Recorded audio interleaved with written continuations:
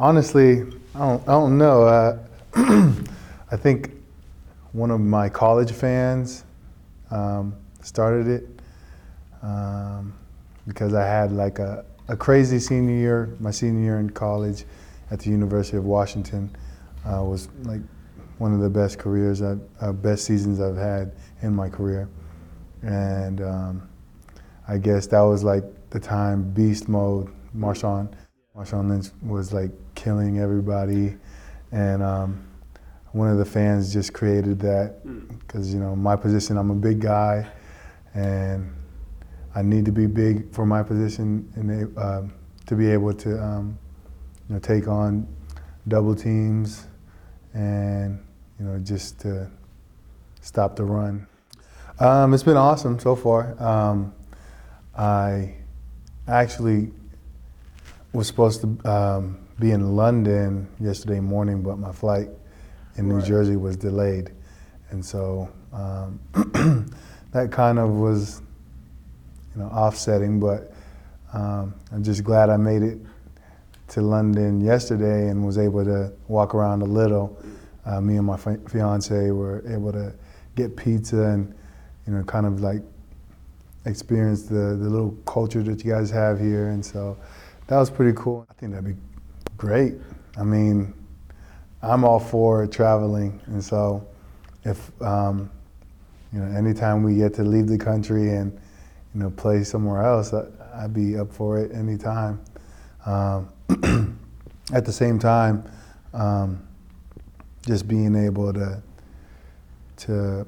I don't know, just being away from the normal life that you live, it kind of like excites me, and that's what drew me to taking this trip here, and getting familiar with the area and being prepared for the October trip. I would say New England. I think it'd just be cool just because you guys have England, and then to have New England be there. I think it'd be a good mix, because New England's kind of like the team of America, but at the same time has the same colors as Union Jacks, yeah. Yeah, UK. So I don't know. I mean, it'd kind of be. I don't know. I don't see anybody else fitting the image of an England football team. Yeah, I've never played against any England players, but I think it'd be a cool experience. With me having a different background, I'm Samoan and Peruvian, being able to learn about other people's ethnicities and their backgrounds and their culture, that's something that I'm very interested in, and so. To be able to play with an England player, I think that would be pretty cool. Pick up the accent as well. Let's see. First of all, you'd have to pick the right position. And so I'd say the safest position would probably be punter, kicker, maybe even the long snapper. And so that's something that me personally, I'd probably encourage my kids just so I could be more comfortable with them playing football and not have to worry about them getting hit or injured.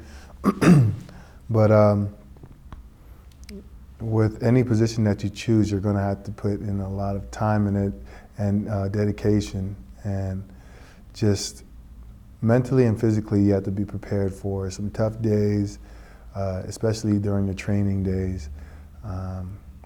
For guys who are like my size, bigger, I'd say you'd most likely be put as a lineman. The only thing you'd have to choose would probably be if you were offensive lineman or a defensive lineman, and I'd say offensive lineman is pretty much harder than being a defensive lineman, since you're having to block, guys from sacking your quarterback or tackling the ball carrier.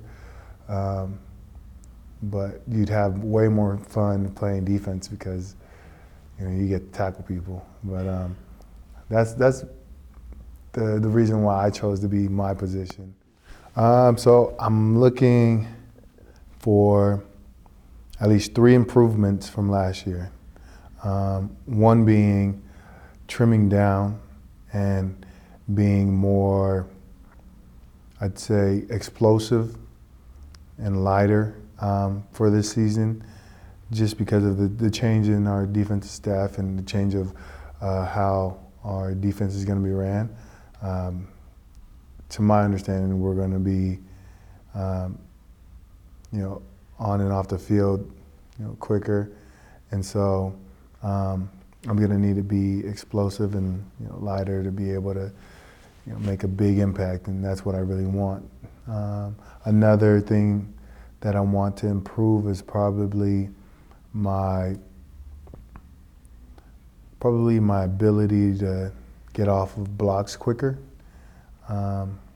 because in the NFL, offensive linemen are professional holders, and so if you can't get off a block, then you're defeating the purpose of playing defensive lineman, and you're letting the offensive lineman win. And so I want to continue to work at that and just perfect it as far as just shedding blockers and making plays. And the last thing I'd improve is just having a mentality that I'm going to be in the backfield and letting that grow on me and letting that be the impact of my next season, being in the backfield more often. Most definitely. My college career, I went through a lot of coaches changes, and my last 2 years I was able to work with Coach Peterson, and I felt like he was an impact to me because he was able to help me mature as a player and as an adult, in football and in life. And so I felt like he just was able not only impact my life, but impact the players around me. And so I was able to kind of get some of that just by experience. I was able to bring that into my football career now at the Browns, and kind of continue what he did for me as far as being a positive guy and just being a cultural guy, like a family guy, being able to buy into a system and being able to impact the other guys around me. And I feel like Coach Jackson is doing the same thing that he did, that Coach Peterson did for me, and kind of molding me and creating me into a better player. It was awesome because I never thought about being an All-American, and to go and be a academic All-American as well was probably the highlight. It was because that's something that my mom really cherished, and she's always encouraged me and my siblings to go for our education and to make sure that we try our best in the education to just better prepare ourselves for life after whatever we do, sports, life after college. And so for me to be able to do All-American in football and academic, it was just like unbelievable. I was able to do that and then be able to go to the draft as well.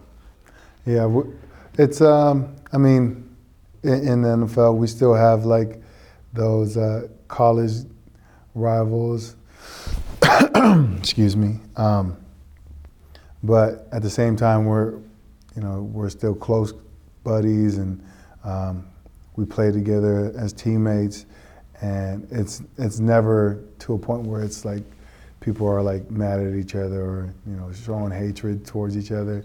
It's more of like doing fun games. Like if the teams are playing against each other, whoever's team loses has to wear that person's uniform from college, and it's more of like a fun gesture for us and kind of like a joke for us. But and we still get along great. Xavier Cooper is he's actually one of my close friends on the Browns.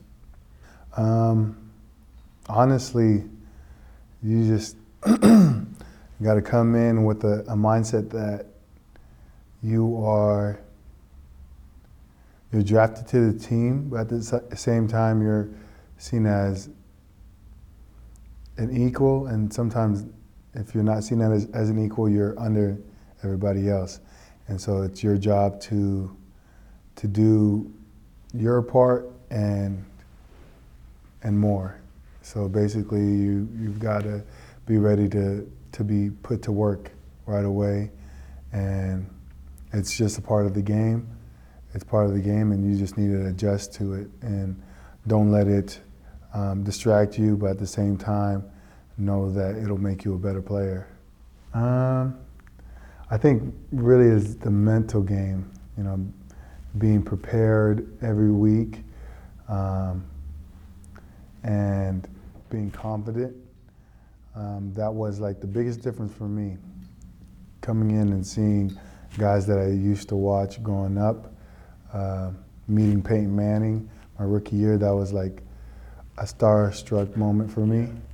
And so kind of my rookie year was me getting out of that kind of, I don't know what to call it, I'd say childish, moments of my life, and seeing like guys that I seen as like idols, guys that I wanted to be like, kind of getting out of that and becoming a different person, becoming a more mature player and more, I want to be the best. I want to be the best player. I want to be someone that guys that I used to watch football are afraid of, or just watching and are amazed by. I had one extra year of experience than other guys. I was able to adjust and kind of work off of the mistakes that I had my rookie year, and then also just being confident that I'm a better player than I was last year, and having that mindset, and just playing with my teammates, and kind of getting that confidence from them, and knowing that they've got my back if I make a mistake, and just being comfortable. The most challenging was for me was probably playing against the Cowboys, because their offensive line was probably the most stacked offensive line last year. They all worked together. They weren't like a domino line, like just throwing guys out of the way. It was more of like they stuck together. They worked off of each other. When somebody made a mistake, the other guy was there to help out. And so they kind of just had that team chemistry to, just lock down. And for me, it was just difficult to kind of get them out of that, swing of things, get them uncomfortable. Because our defense was, wasn't really doing our job. We weren't really stopping them like we wanted. And so that takes a toll on each player. And for me, it took a lot, because I pride myself on stopping and run. And when, we're not able to do that, it's, it just sucks, because that's like my main priority. With any injury, it's going to limit you. And so for me, it was, just the knowing to have to worry about it after games and have to do treatment and stuff. But it's part of the game. And with any profession, you're going to do everything and anything to be prepared for the next game. And so me getting surgery after the season, I thought that would be the best option for me as far as being prepared for August and the season start. And so it's been great. My rehab's been great. My wrist has been cleared from the doctors to begin lifting and training, and so I'm able to do what I do best, lift weights. Most definitely. Myles Garrett is a great athlete, and so just going off of what Coach Williams is looking for in players, being aggressive and just attacking more and making plays, I feel like Myles Garrett would fit in our defense. And as far as me playing alongside him, I think it'll work best for both of us. I'd be able to make plays and he'll be able to make plays. And I know definitely he'll help out our defense and our team. For me, I grew up on the West Coast, and so that's like California, Washington, Oregon. And so growing up in Sacramento, California, the 49ers was my team. And they had, at the time, was Joe Montana, Jerry Rice, Super Bowl rings, and they were the talk of, my childhood. And so I grew up watching them and loving them. And then when I got to college in Washington, it started to open up to me that I had this opportunity that I could probably play for any 32 teams. And so the idea of having one favorite team was thrown out the door, and just thinking who would I end up on and who would I help and impact. And once I heard it was Cleveland Browns, that became my favorite team, to know the history about how they were at the top with Jim Brown, and then to hear about the program just falling and moving and then coming back later, that's something that drives not just me, but the fans, the whole city. And it's something that brings so much passion to the game, because our fans are driven by the idea that we, the city, have this opportunity to win and win big. We have a basketball team that's won. We've had a baseball team that's had so much success, and to be able to bring back football, Cleveland Browns football, that's something that is at the top of everybody's list. And so for me to be able to be a part of this journey, a part of this program, it just means everything, because I've grown to love the fans. I've grown to love Cleveland and everything that comes with it, the wins, the losses, and that's just how it is. When you decide to play for a team and do your job is to represent them with everything you have. Your job is to win, and your job is to be the best you can. And so I'm just blessed to have this opportunity to play for them. Besides Joe Thomas, I would say we have a couple guys. We have Christian Kirksey, and he's our guy that brings the energy, and everybody's just super excited to play the game, because you see, we call him Kirko, and so you see Kirko jumping around, dancing. That's where we get our energy from, and especially for the defense, we need that energy, we need that fire to play at our best. And then you go to another guy who's similar but different I'd say DeMario Davis. He's kind of a guy that brings some positive energy, but at the same time, he's more of a locked-in leader. He's like focused. He knows the playbook in and out. He knows what everyone's supposed to be doing, and it's easy to follow somebody who knows everything. And so, and that's one guy you're gonna want to watch. And then also is Joe Hayden. He's just that freak athlete that you follow because he could do anything, and he makes anything look cool. And so those are the three guys that I like to look up to. And there's plenty of other guys, but those are the ones that came to mind right away. And I'm just excited for this season to see how we grow together throughout training camp and preseason. Really, as a player, you just know that it becomes like a pride thing. You can't go winless.